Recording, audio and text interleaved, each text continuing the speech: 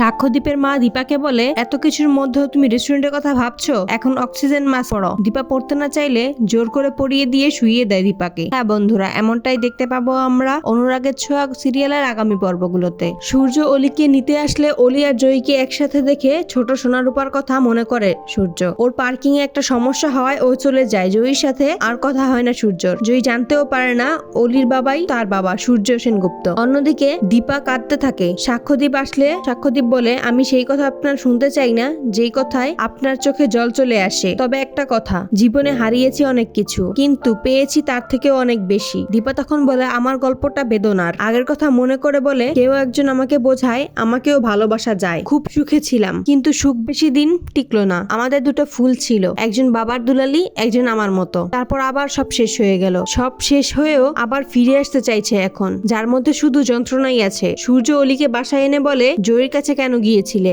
গাড়িতে একটা কথাও বললে না। তুমি কি দীপার সাথে দেখা করেছো? বিংবং অ্যাপে গিয়েছিলে? তখন সোনা রেগে বলে, ওই মহিলার কথা কেন বলছো তুমি আমাকে? তুমি তো কথা দিয়েছিলে ওই মহিলার কথা আমাকে আর বলবে না। দীপাকে ওই মহিলা বলায় রেগে যায় সূর্য আর বলে, মাকে কেউ ওই মহিলা বলে? তখন সোনা বলে, ওনাকে আমি তোমার জীবনে আসতেই দিব না, নয়তো আমি নিজেকে শেষ করে দিব। তখন সূর্য জয়ীর কথা জিজ্ঞেস করে, ও কি ছোট থেকে এরকম নাকি? তখন উনি বলে, একটা দুর্ঘটনার জন্য ও অন্ধ হয়ে গেছে। অলি ভাবে, জয়ীকে দেখলে কেন আমার তোমার কথাই মনে পড়ে পাতামে। বন্ধুরা, সকল সিরিয়ালের সকল আপডেট আগে পেতে আমাদের চ্যানেলটি সাবস্ক্রাইব করে পাশে থাকুন। ধন্যবাদ।